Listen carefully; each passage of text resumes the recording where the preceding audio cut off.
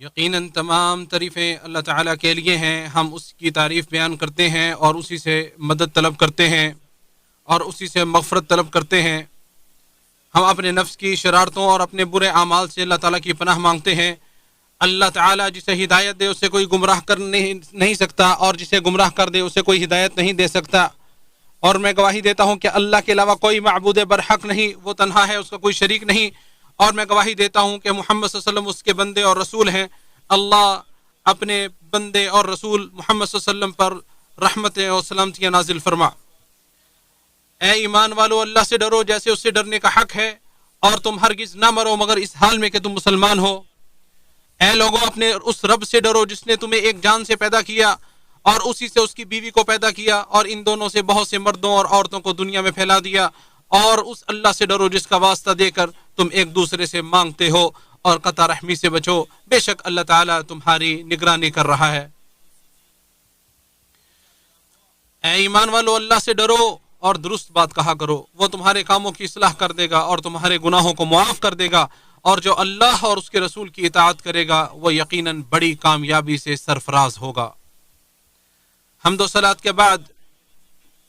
یقیناً سب سے سچا کلام اللہ کی کتاب ہے، اور سب سے بہترین طریقہ محمد صلی اللہ علیہ وسلم کا طریقہ ہے. سب سے بدترین امور نئے ایجاد کردہ چیزیں ہیں، اور ہر نئی چیزیں بدعت ہے، اور ہر بدعت گمراہی ہے، اور ہر گمراہی جہنم میں لے جانے والی ہے.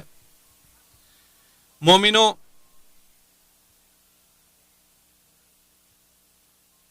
اللہ رب العزت اپنی کتاب میں فرماتا ہے، لوگو تم سب اللہ کے فقیر ہو اور وہ غنی ہے.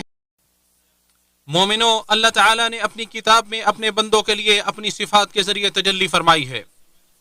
اور جب اللہ رب العزت ہیبت و عظمت اور جلال کے ساتھ تجلی فرماتا ہے تو گردنیں جھک جاتی ہیں، نفوس میں انکساری اور آوازوں میں خشیت پیدا ہو جاتی ہے. غرور اور تکبر یوں زائل ہو جاتا ہے جیسے پانی میں نمک زائل ہو جاتا ہے.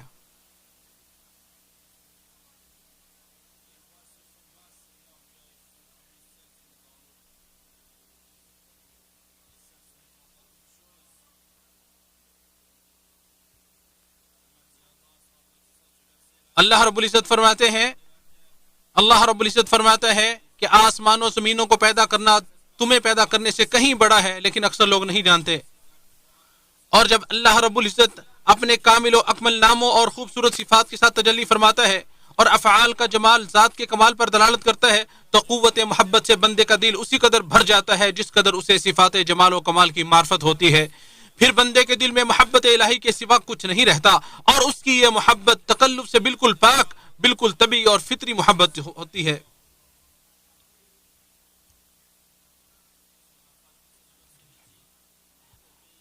ارشاد باری تعالی ہے، کہہ دیجئے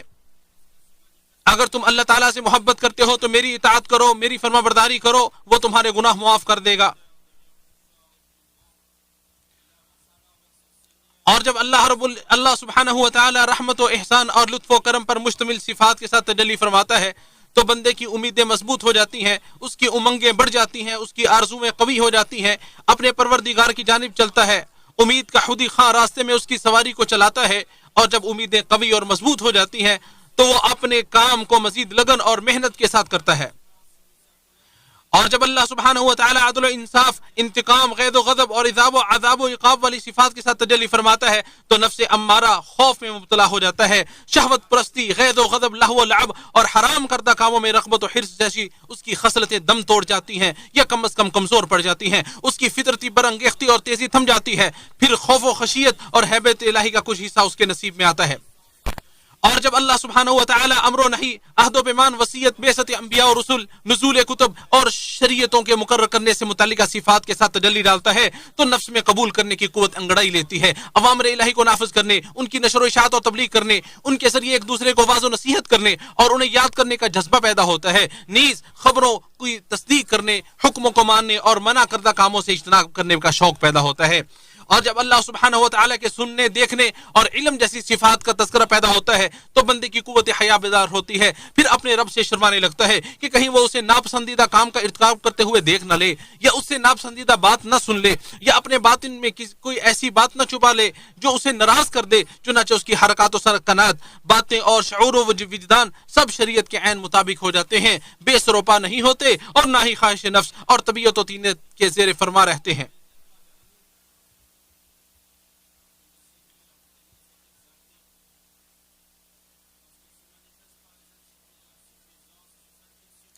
اور جب اللہ سبحانہ و تعالیٰ کے کافی وافی ہونے، بندوں کی مصلحتوں کو پورا کرنے، ان کے رزق کا انتظام کرنے، ان سے مصیبتوں کو دور کرنے، اپنے اولیاء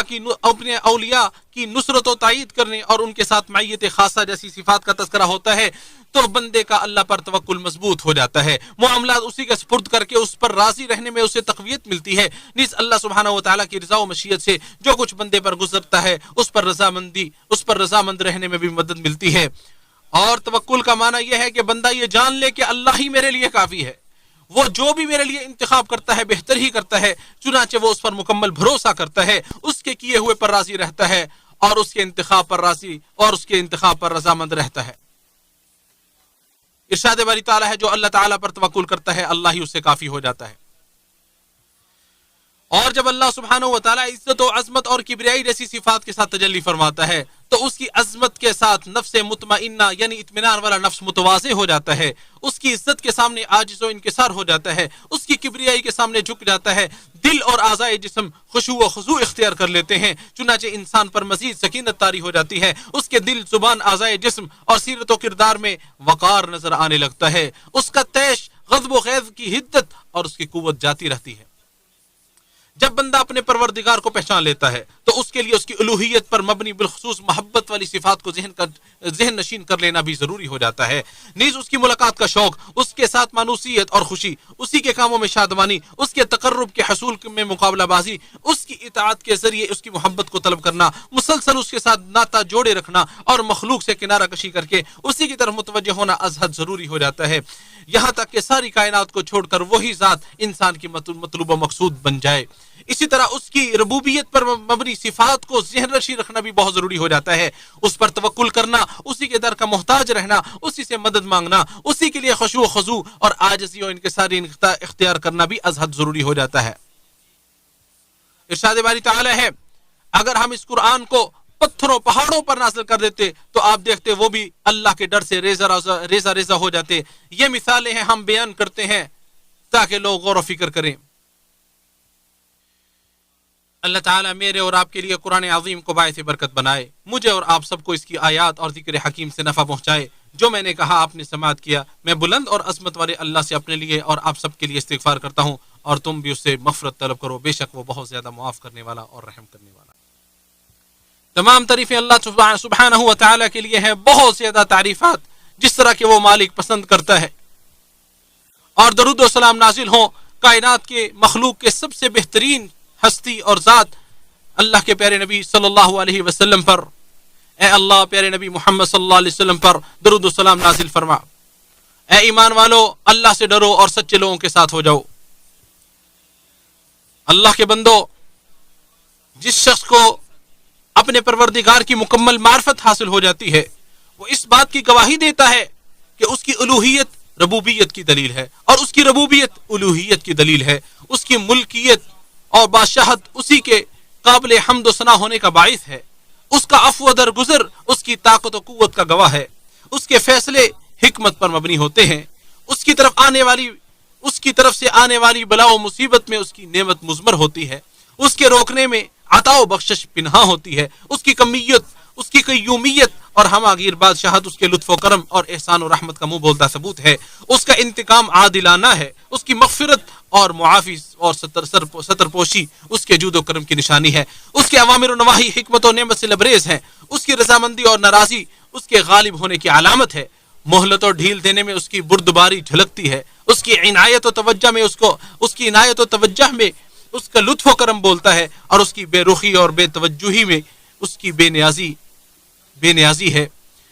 وہ شخص یہ گواہی بھی دیتا ہے کہ آسمانوں کے اوپر اپنے عرش پر مستوی ایک نگہبان بادشاہ ہے جو اپنے بندوں کے معاملات کی تدبیر کرتا ہے،